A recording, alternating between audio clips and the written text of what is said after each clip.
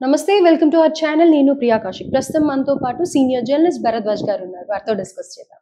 Hello sir, నమస్తే. నమస్తే. Sir, పశ్చిమ గోదావరి జిల్లా తణుకులో అనుకోని విధంగా ఎస్ఐ గారే ఆత్మహత్య చేసుకున్నారు. అంటే ఈ మధ్య కాలంలో చూసుకున్నట్టయితే పోలీసుల మీద అక్కడో ఇక్కడో ఏదో ఒక వార్తలు వస్తూ ఉన్నాయి. అంటే ఎంతో దృఢంగా ఎంతో స్ట్రాంగ్ గా ఉండే వీళ్ళు మెంటల్ గా ఎమోషనల్ గా అన్ని విధాలుగా స్ట్రాంగ్ ఉంటారు అని అనుకుంటూ ఉంటాం. అలాంటిది స్టేషన్ లో వచ్చి ఆయన మనస్తాపానికి గురయ్యారు అని చెప్పేసి ఆత్మహత్య చేసుకున్నారు అంటే దీన్ని ఎలా చూడాలి అని అంటారు? అంటే గేదెల అపహరణకి సంబంధించిన ఒక కేసు ఏదో వచ్చింది వాళ్ళ స్టేషన్ కి. ఓకే. అందులో ఆయన ఏదో అక్రమాలకు పాల్పడ్డాడు అనేవి కొన్ని ఎలిగేషన్స్ ఉన్నాయి ఆయన మీద. దీంతో పాటు ఇంకొన్ని ఆరోపణలు ఉన్నాయి. ఆ నేపథ్యంలో ఆయన మనస్తాపానికి గురయ్యాడు అని చెబుతూ చంద్రబాబు నాయుడు గారు పెనుగొండ వస్తున్న సందర్భంగా బందోబస్తు ఏర్పాట్లు ఆ హడావిడి జరుగుతున్న టైంలో ఈయన స్టేషన్కి వచ్చి ఈ తన సర్వీస్ రివాల్వర్తోనే కాల్చుకుని చచ్చిపోయాడు అనేది ఇప్పుడు వార్త. అయితే దీని వెనకాల చూడవలసింది ఏంటంటే ఈ మూర్తి, ఎస్ఐ మూర్తి యాక్చువల్ క్యాస్ట్ ఏమిటి, ఇతర అంశాలు ఏమైనా ఉన్నాయా, పై అధికారుల నుంచి ప్రెజర్స్ ఎలా ఉన్నాయి, వాళ్ళతో సంబంధాలు ఎలా ఉన్నాయి, ఇవన్నీ కూడా ఒకసారి చెక్ చేస్తే కానీ అసలు నిజం ఏమిటి అనేది తెలియదు. ప్రస్తుతానికైతే ఇతని మీద ఆరోపణలు ఉన్నాయి. ఆల్రెడీ సస్పెన్షన్లో ఉన్నాడు ఆయన. ఉన్నాడు కాబట్టి సస్పెన్షన్లో ఉన్నాడు అంటే నేరాలు నిరూపితమైనట్టు కాదు. ఒకవేళ సెన్సిటివ్గా ఫీల్ అయ్యి ఒకవేళ నేరం నిరూపితం అయిపోతుందేమో అని భయపడి ఆత్మహత్య చేసుకున్నాడా, లేకపోతే పై అధికారుల నుంచి వేధింపులు ఉండి ఆ వేధింపుల ప్రెజర్ వలన చనిపోవాలని నిర్ణయించుకున్నాడా? అంటే ఆత్మహత్య చేసుకోవాలనుకోవడం అనేది చాలా పెద్ద డెసిషన్. ఈ పెద్ద డెసిషన్ తీసుకోవటానికి ఒకటి అతని మీద విపరీతమైన భయమైనా ఉండాలి. అంత భయపడేవాడు అంత స్థాయి అవినీతికి పాల్పడతాడా అనేది ఒక డౌట్. రెండోది, ఇంకేదైనా ప్రెజర్స్ ఉన్నాయా, ఇతన్ని వాంటెడ్గా ఇరికించారా అందులో అనేది కూడా చెక్ చేయాలి. వీటన్నిటికంటే కూడా మూలం ఏంటంటే ఇతని కులం ఏమిటి, కులపరమైన గొడవలు ఏమైనా ఉన్నాయా అనేది కూడా బయటకు రావాల్సి ఉంటుంది. కొన్ని సందర్భాల్లో ఆ రకమైన వేధింపులు కూడా జరుగుతాయి పోలీస్ డిపార్ట్మెంట్లో. కులపరమైనటువంటి వేధింపులకు గురై చనిపోయినటువంటి ఎస్ఐలు కూడా ఉన్నారు. చిల్లకల్లు, జగ్గైపేట దగ్గర చిల్లకల్లు పోలీస్ స్టేషన్లో ఎస్ఐ చిట్టిబాబు ఆత్మహత్య చేసుకున్నాడు. అంటే స్టేషన్లోనే ఉరేసుకుని చనిపోయాడు. అతను ఉరేసుకుని చనిపోవడానికి కారణాలు స్పష్టంగా ఆయన రాసిపెట్టే చనిపోయాడు. ఆయన ఏం రాశాడంటే పై అధికారులు కులపరమైనటువంటి వివక్ష చూపిస్తున్నారు నా మీద, అందుకని నేను చనిపోతున్నాను అని చెప్పి ఆయన ఒక నోట్ రాసి చనిపోయాడు, ఉరేసుకుని. అలాంటి ఇన్సిడెంట్లు కూడా ఉన్నాయి చరిత్రలో. అందుకని ఇక్కడ పోలీసులు స్ట్రాంగ్గా ఉంటారు అని మాత్రమే అనుకోలేము. వాళ్ళలో కూడా కొన్ని సెన్సిబిలిటీస్ ఉంటాయి. రెండోది, ఇక్కడ భయపడ్డా అనేది ఒక ఇది. అంటే తన మీద ఏదైనా చర్య తీసుకుంటారా, ఈ నేరాలు బయటకు వచ్చేస్తే తన మొహం బయట చెల్లుబాటు కాదు, ఎలా ఏమిటి అని విపరీతమైన సెన్సిటివిటీకి గురైపోయి ఏమైనా ఆత్మహత్య చేసుకున్నాడా అనేది కూడా ఒక కోణం ఉంది. కానీ దీనికి సంబంధించి అతను నోట్ ఏం పెట్టినట్టుగా లేదు అక్కడ. అతను నోట్ లేదు. ఫోన్లో ఎక్కడైనా ఏమన్నా మాట్లాడా, ఏదైనా వీడియో చేశాడా, ఏమిటి కారణం అనేది బయటకు రావాల్సి ఉంది. ఆయన కుటుంబ నేపథ్యం ఏమిటి, ఫ్యామిలీ మెంబర్స్ ఏం మాట్లాడతారు అనేది అక్కడి నుంచి గ్రౌండ్ రియాలిటీ వైపు వస్తే తప్ప, ఎవరెవరు ఆయన మీద ఆరోపణలు చేశారు, ఈ ఆరోపణలు ఏ మేరకు నిజాలు, ఇవన్నీ బయటకు రావాలి. సస్పెన్షన్కి కారణాలు ఏమిటి, ఇవన్నీ బయటకు రావాలి. వచ్చిన తర్వాత మాత్రమే ఆయన ఆత్మహత్య గురించి ప్రపంచానికి ఒక అవగాహన కలుగుతుంది. కానీ ప్రస్తుతానికైతే కన్ఫ్యూజనే ఉంది అక్కడ. ఆ కన్ఫ్యూజన్లోనే జరిగింది ఇది. అంటే తను పర్సనల్గా ఎలా ఫీల్ అయ్యాడు, ఏంటి, ఆత్మహత్య చేసుకోవాలన్నంత పెద్ద నిర్ణయం తీసుకోవటానికి అతన్ని అటువైపు డ్రైవ్ చేసినటువంటి కారణాలు కూడా అంతే బలమైనవి అయి ఉండాలి.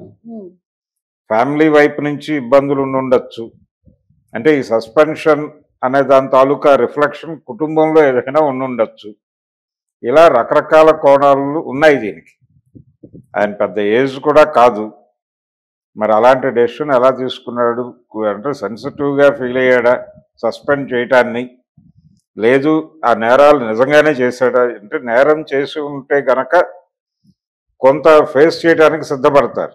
ఉమ్, నిజంగానే అంటే క్రైమ్ చేసేటప్పుడే వాళ్ళకి తెలుసు ఒకవేళ దొరికితే ఏమిటి అనేది కూడా ఒక అవగాహన ఉంటుంది ఏదో మేరకు.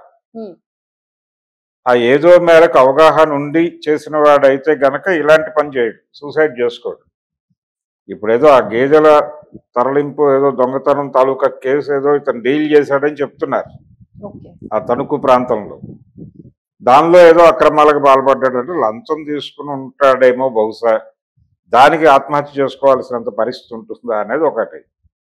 దానికంటే కూడా తన మీద అనవసరంగా నేరం ఆపాదించి ఈ సస్పెన్షన్కి గురయ్యేటట్టు చేసి దీని వెనకాల అతను నేరం చేయకుండా చేసినట్టుగా బయటకు ప్రొజెక్ట్ అయ్యి కుటుంబపరమైనటువంటి ఇబ్బందులు ఎదుర్కొంటూ ఈ మొత్తం క్రైసిస్ని హ్యాండిల్ చేయలేక ఆ కన్ఫ్యూజన్ స్టేట్లో ఈ ఆత్మహత్యకు పాల్పడ్డాడా అనేది కూడా ఒక స్టోరీ ఉంది.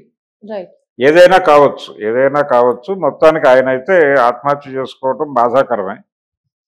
అయితే ఈ మధ్య కాలంలో సమాజంలో చాలా ఏరియాల్లో ఆత్మహత్యలు జరుగుతున్నాయి.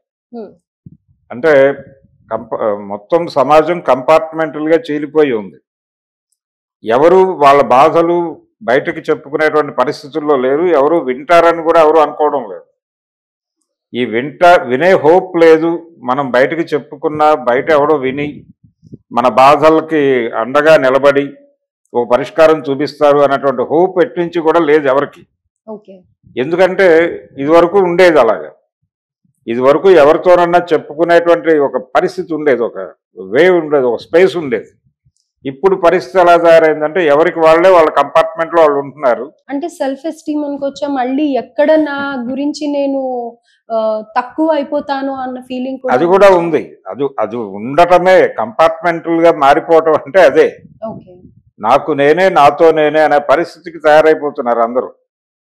అలా కాకుండా మనం అందరిలో ఉన్నాం, అందరి కోసం మనం ఉన్నాం, మన కోసం అందరూ ఉంటారు అన్న వాతావరణం నుంచి సెల్ఫ్ సెంట్రిక్గా మారిపోయాడు మనిషి. ఉమ్, ఈ సెల్ఫ్ సెంట్రిక్గా మారిపోవటం అనేది కరెక్ట్ కాదు అని వాళ్ళని ఓపెన్ చేసే ప్రయత్నం ఎవరు చేయట్లేదు. ఓకే. అంటే సామాజిక అంటే ఒక విధంగా ప్రజాక్షేత్రంలో పనిచేస్తున్నటువంటి ప్రజా సంఘాల బాధ్యత కూడా ఇది. ఉమ్, వాళ్ళు కూడా పట్టించుకోవట్లేదు, వదిలేశారు. వాళ్ళు వాళ్ళ గోల్లో వాళ్ళు ఉన్నారు. దాంతో మనిషి ఒంటరితనం అనేది విపరీతం అయిపోయింది. వాళ్ళు కలిసి ఉన్నట్టు కనిపిస్తున్నారు కానీ ఎక్కడ ఎవరి గురించి ఎవరు పట్టించుకోనటువంటి ఒక వాతావరణం అయితే ఉంది సమాజం. అవును. అందుకని ఈ కంపార్ట్మెంట్లు అయిపోవటం వలన అతనికి తన కుటుంబం నుంచే భరోసా ఉండకపోవచ్చు. ఉమ్, అంటే అక్కడికి వెళ్ళి తను చెప్పుకునే పరిస్థితి, లేకపోతే వాళ్ళు వినే పరిస్థితి, విని ఇతనికి వచ్చిన ప్రాబ్లమ్స్ని వాళ్ళు కూడా షేర్ చేసుకునేటువంటి వాతావరణం ఉంటే చెప్తాడు ఇతను. ఆ కండిషన్ కూడా ఉండి ఉండకపోవచ్చు. రెండోది అధికారులు కన్విన్స్ అయ్యే పరిస్థితి ఉండి ఉండకపోవచ్చు. ఇన్ని కారణాలు ఉంటాయి ఆత్మహత్య. ఈ ఆత్మహత్యలు అనేవి పెరుగుతున్నాయి, అన్ని సెక్షన్స్లోనూ పెరుగుతున్నాయి. అవును. అందులో భాగంగానే పోలీస్ డిపార్ట్మెంట్లోనూ సైన్యంలో కూడా కనిపిస్తున్నాయి ఈ మధ్య. ఆ, సైన్యంలో కూడా ఆత్మహత్యలు చేస్తూ చనిపోతున్నారు. కాబట్టి టోటల్గా ఈ సూసైడల్ టెండెన్సీ పెరగటం మీద ఒక డిస్కషన్ జరగాల్సినటువంటి అవసరం ఉంది సమాజంలో. ఎందుకు ఇవి జరుగుతున్నాయి, ఇన్ని సెక్షన్స్లో ఎందుకు ఆత్మహత్యలు జరుగుతున్నాయి, ఈ ఆత్మహత్యలు పెరగటం వెనకాల సామాజికంగా మనం చూడాల్సింది ఏమిటి, అర్థం చేసుకోవాల్సింది ఏమిటి, జనాలకు చెప్పాల్సింది ఏమిటి అనేది ఎవరికి వాళ్ళు డిజైన్ చేసుకోవాలి. పర్టికులర్గా ప్రజాక్షేత్రంలో పనిచేస్తున్నటువంటి కార్యకర్తలు వాళ్ళు దీన్ని ఒక ఐటెంగా తీసుకుని మాట్లాడటం మొదలు పెట్టగలిగితే కొంతమేరకు తగ్గుతుంది. అంటే ఎటువంటి పరిస్థితి అయినా పర్లేదు, మనకు ఎవడో ఒకడు నిలబడతాడు అనేటువంటి హోప్ ఉన్నవాడు ఎవడు చేయడు. ఉమ్, రెండోది ఆత్మహత్యలకి ఒక మేజర్ రీజన్ ఏమవుతుందంటే బయట వాళ్ళు తన మీద దాడి చేస్తారు అనే దానికంటే కూడా, లేకపోతే బయట వాళ్ళు తనని ఏదో రోడ్డు మీద పడేస్తారు అనే దానికంటే కూడా తన వాళ్ళు అనుకున్న వాళ్ళు తనతో లేరు అన్నప్పుడు ఓకే. ప్రధానంగా ఈ ఆత్మహత్యల వైపు డ్రైవ్ మొదలవుతుంది. ఉమ్, ఏ ఆత్మహత్యకైనా అదే రీజన్. అంటే తను ఎవరి మీద అయితే నమ్మకం పెట్టుకుంటాడో వాళ్ళు తన వైపు నిలబడటం లేదు అనేది వాళ్ళకి అర్థమైపోతే పూర్తి డిప్రెషన్లోకి వెళ్ళిపోతారు. ఉమ్, ఆ డిప్రెషనే ఈ సూసైడల్ టెండెన్సీగా మారి వాళ్ళు ఆత్మహత్య చేసుకుంటారు. ఆ భరోసా ఎందుకు కల్పించలేకపోతున్నారు జనాలు అనేది చెక్ చేసుకోవాల్సినటువంటి అవసరం ఉంది. రైట్. అన్ని ఏరియాల్లోనూ జరుగుతున్నాయి. ఇది సాధారణంగా మారిపోయినటువంటి పరిస్థితి.